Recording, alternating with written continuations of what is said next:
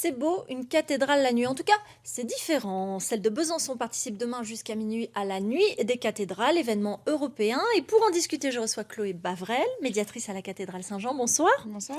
Alors, quelle est l'idée de cette nuit? On est sur un événement culturel ou spirituel ou les deux?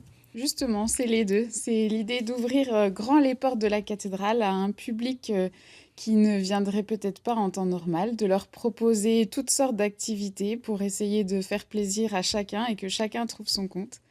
Et alors, qu'est-ce qui se passe de différent la nuit? Alors, ça commence l'après-midi, évidemment, mais dès que la pénombre s'installe, qu'est-ce qu'il peut y avoir de nouveau?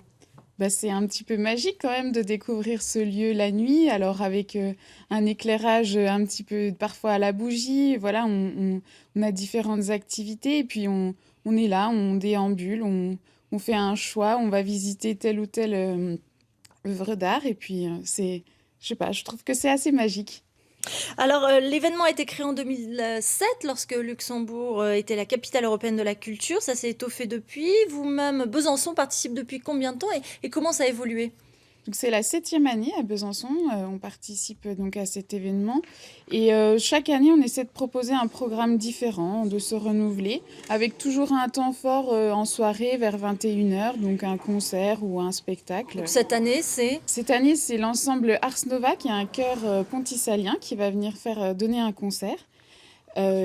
Sinon, dans la journée, on propose des visites culturelles, notamment le trésor de la cathédrale qui est fermé au public. D'ordinaire. Alors là, malheureusement, on peut inciter les gens à venir, mais mauvaise nouvelle, les Il n'y a visites sont... plus de place.